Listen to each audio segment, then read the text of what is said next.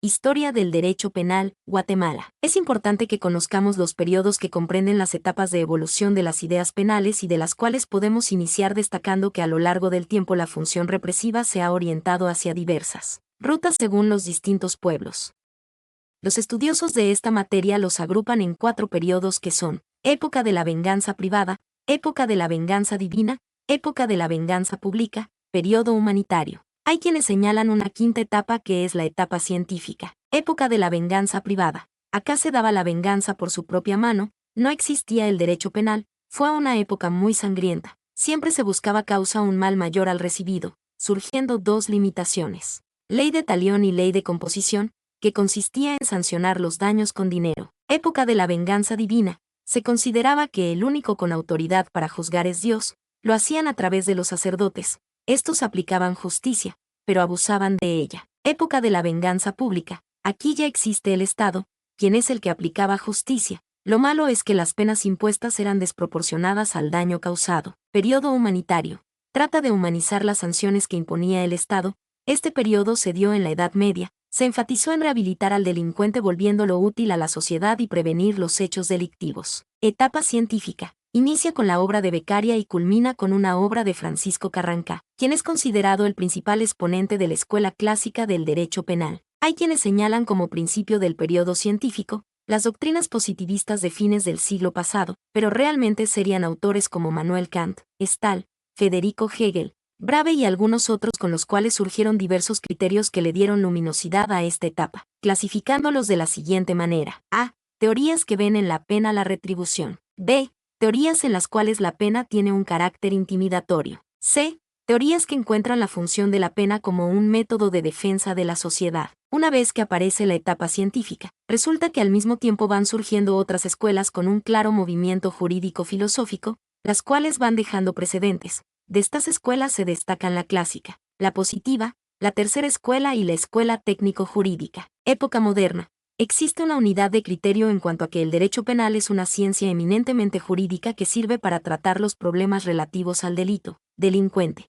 la pena y las medidas de seguridad, mientras que las ciencias penales o criminológicas, las cuales tienen el mismo objeto de estudio, deben hacer el mismo estudio pero desde un punto de vista antropológico. Algunos sostienen que el derecho penal debe ser exclusivo de lo que se denomina como dogmática jurídica penal, lo cual consiste en la reconstrucción del derecho penal vigente, basándose en lo científico, alejando las cuestiones filosóficas y críticas. Evolución y desarrollo del derecho penal guatemalteco. Historia del derecho penal guatemalteco. Derecho maya. Uno de los principales antecedentes sobre el derecho penal guatemalteco fue durante la cultura maya. En este existía un derecho que los regia, estableciendo que sus costumbres eran acorde a las necesidades de esa época. Los mayas, cultura organizada en las clases sociales de 1. Halacuenec, que era un cargo hereditario correspondiente a los caciques territoriales. 2. Los sacerdotes, quienes monopolizaban la cultura dominando el bajo pueblo con sus prácticas esotéricas, y en el último escalón social 3. Los esclavos que ocupaban la serie montañosa de Antigua Guatemala y Chimaltenango, la cuenca interior de Petén, en donde se cree que se cristalizó la cultura maya. Los mayas tuvieron 3 etapas: la etapa pre-maya y 3000 a 1000 AC, la etapa pre-maya 2000 y 353 AC y la etapa pre-maya 353 a.C. 317 después de Cristo. 1. Durante la cultura maya existía el derecho que los regía, sus costumbres y todo era acorde a las necesidades de aquel entonces, de un pueblo que no conocía de avances y que simplemente mantenía de acuerdo a sus normas y reglas mismas que ahora conforman el derecho maya.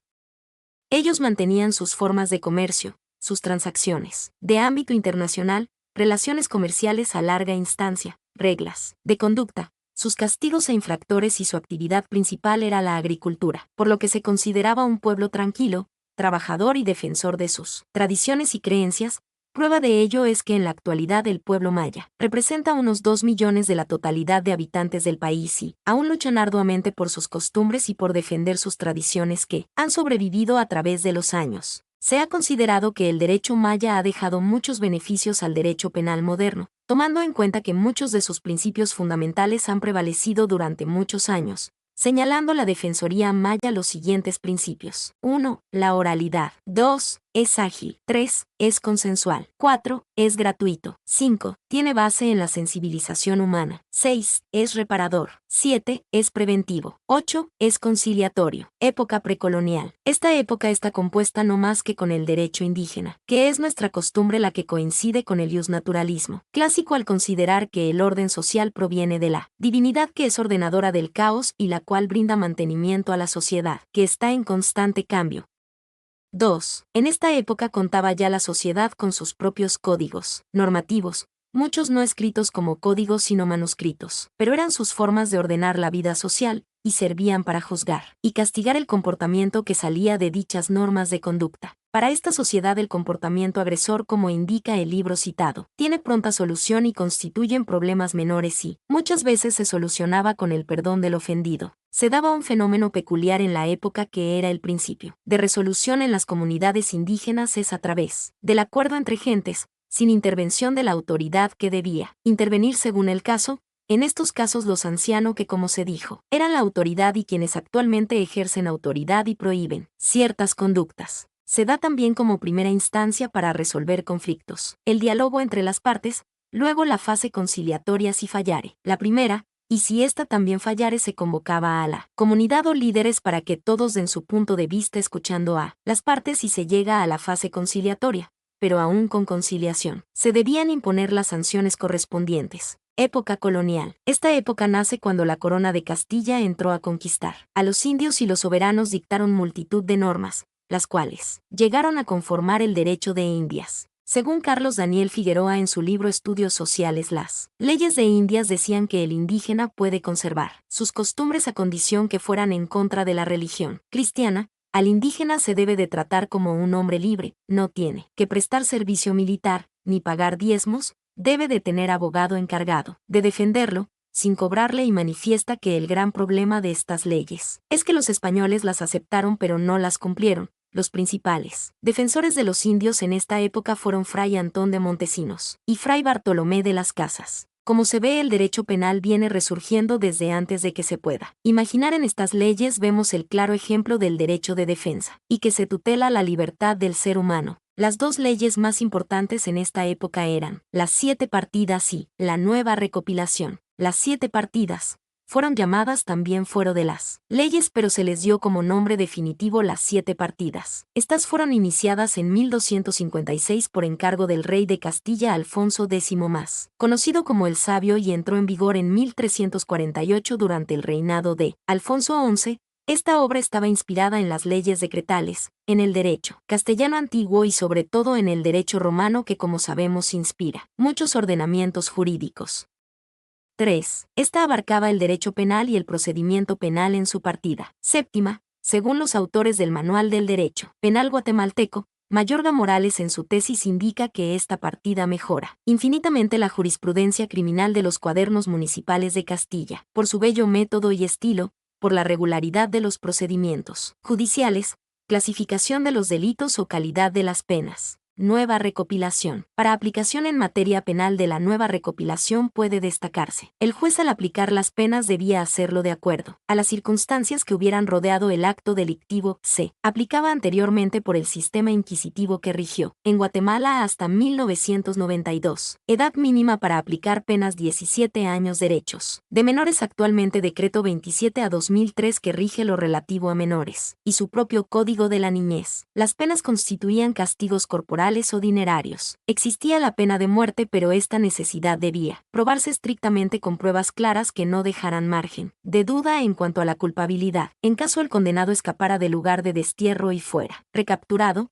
el juez debía doblarle la condena, y en caso la condena hubiere sido cadena perpetua se condenaba a muerte. Figura actual: evasión. La pena de destierro era aplicada únicamente por delitos políticos. Entre las penas pecuniarias estaban la confiscación de los bienes, pero únicamente cuando la ley así lo dispusiera. Las multas se destinaban la mitad a la Cámara del Rey y la otra a las obras públicas que el juez dispusiera. Según Mayorga Morales, esta disposición estuvo vigente hasta en 1985, año en que fue abrogada por la nueva Constitución. Las condenas debían ser impuestas al delincuente solo después de probado el delito mediante medios de prueba aceptados por el derecho o mediante confesión del delincuente y valoración de la prueba. de la defensa de los intereses del fisco real y debían intervenir en los asuntos de interés público como los penales debido a que el delito es un hecho antisocial. Se puede ver cómo la historia entonces resalta los caracteres del derecho penal desde hace muchos años y enseña cómo ha prevalecido ajustándose a la sociedad.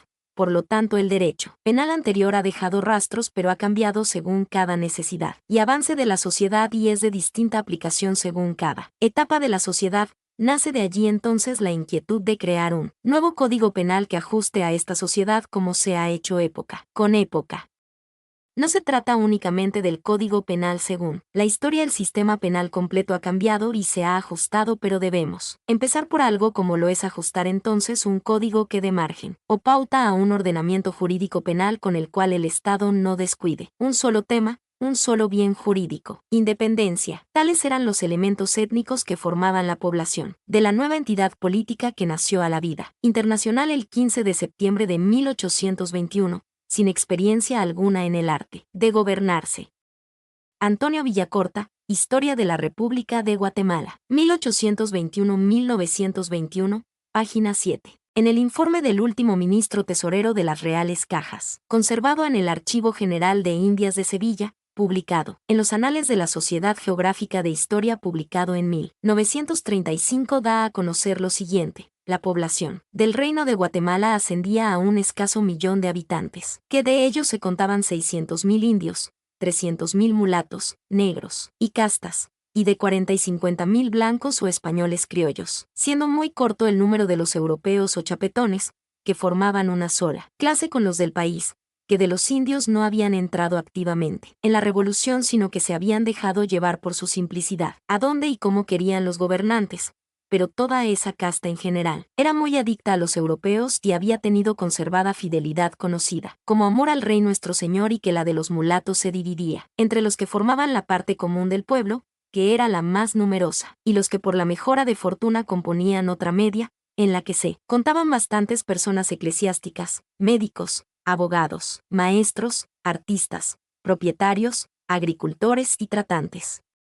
Los de la primera parte no habían sido revoltosos, pero como generalmente eran pobres, sin principios ni costumbres, se habían unido con facilidad a los que eran llevados de la esperanza de aliviar su suerte, mas los de segunda siempre fueron del partido de la independencia, pero el anhelo y el deseo de llegar a igualarse y poder participar de los honores y distinciones que disfrutaban los criollos o españoles americanos. 4. Estos últimos eran en verdad patriarcas de la rebelión, y lo siguieron siendo, auxiliados por los de la clase media, con quienes habían contado para sus planes y proyectos a pesar de la mutua aversión que se tenían, así por temor a su mayor número y conexiones, como para aumentar con ellos la fuerza y poder oponerse con más seguridad y ventaja a los europeos o chapetones de quienes eran enemigos, por la fortuna que solían hacer, por la superioridad que se observaba en su mejor disposición, actividad y virtudes, y porque comúnmente se enlazaban con las hijas del país que los preferían muchas veces, por conveniencia, de los intereses económicos confrontados, del odios y de los celos que nacían. Existía a la par un verdadero movimiento político republicano regido por destacados patriotas ilustrados, entre lo que se pueden mencionar Pedro Molina, los hermanos Juan y Francisco Barrundia,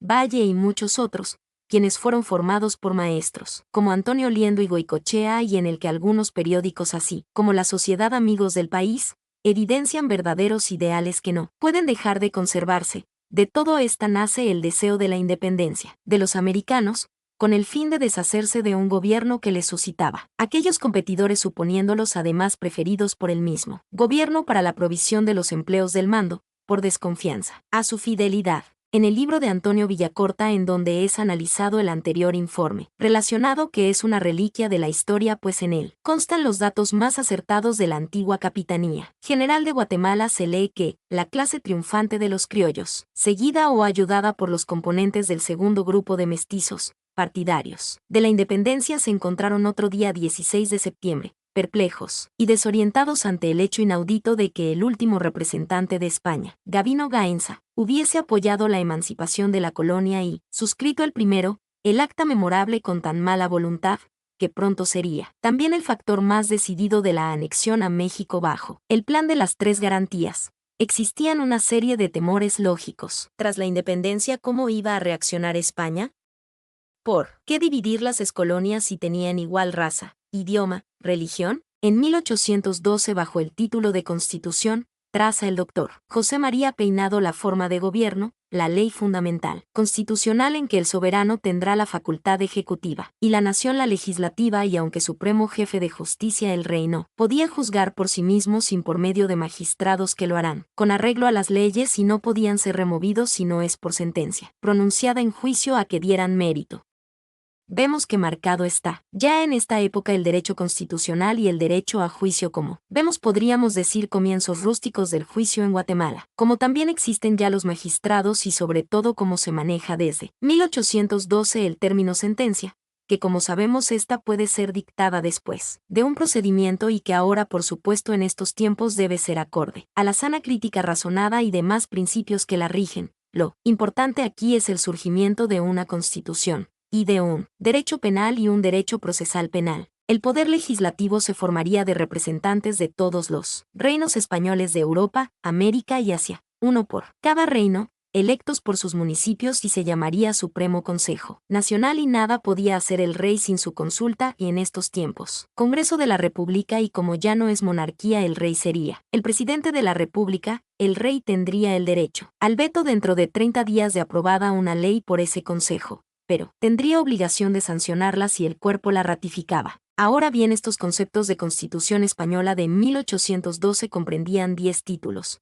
dentro de los cuales en título V contemplaba lo relativo a tribunales y administración de justicia en lo civil y en lo criminal, dejando esto claramente establecido que para ese tiempo, para esa época y para esa forma de vida tenían un enjuiciamiento criminal respectivo a tales aspectos y que se adecuaba a sus necesidades. Época posterior a la independencia. Al independizarse Guatemala de España, en nada se modificó la legislación penal vigente en nuestro país, porque se continuaron aplicando los ordenamientos penales de la potencia colonizadora. El primer intento de reformar ese estado de cosas se dio durante el gobierno del doctor Mariano Gálvez, en el cual se ordenó la promulgación del Código de Livingston, el cual había sido tomado y traducido al español de la compilación legislativa elaborada en 1826 por el secretario de Estado de Estados Unidos, Edward Livingston, para su aplicación en el estado de Luisiana. El Código de Livingston introdujo algunas reformas importantes. Los valores humanos son superiores a la propiedad, la prevención es la meta de la justicia, el sistema penitenciario que hacía de la cárcel un taller, donde el trabajo era el principal medio de redención, la pena busca la rehabilitación de los reos, el juicio por jurados, nominación de jueces por circuito, entre otras. Las ideas implícitas en la nueva ley, extrañas a la idiosincrasia de los guatemaltecos y las condiciones de atraso cultural y analfabetismo de la población, hicieron prácticamente imposible su aplicación en el país.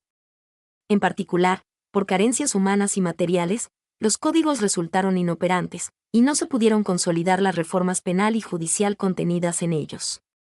En junio de 1837, los sublevados de la montaña, en el oriente del país, publicaron un manifiesto, en el que una de sus principales demandas era la abolición de dichos códigos. Legislación penal después de la Revolución Liberal hasta nuestros días. El general Justo Rufino Barrios acordó nombrar el 26 de junio de 1875 una comisión que se encargara de redactar los nuevos códigos para la administración de justicia en Guatemala. Dicha comisión produjo los nuevos códigos penal y de procedimientos penales para la República de Guatemala, llamándole al nuevo ordenamiento sustantivo penal con el nombre de Código del 77. El 15 de febrero de 1889, se promulgó un nuevo Código Penal por Decreto 419, dictado por el presidente de la República, General Manuel Lisandro Varillas. Este código fue aprobado por el Decreto número 48 de la Asamblea Nacional Legislativa, de fecha 29 de abril de 1889. En este código el principal avance consistió en la supresión del sistema de penas compuestas para dejarlas fijas a cada delito, sin diversos extremos, para el caso de faltar circunstancias atenuantes o agravantes. En 1936, durante el gobierno del general Jorge Ubico, se designó a los abogados Manuel Ceseña Beteta y Manuel Marroquín para que redactaran la legislación penal que se conoce como Código del 36, que entró en vigor el 25 de mayo de 1936 según Decreto 2164 de la Asamblea Legislativa de Guatemala.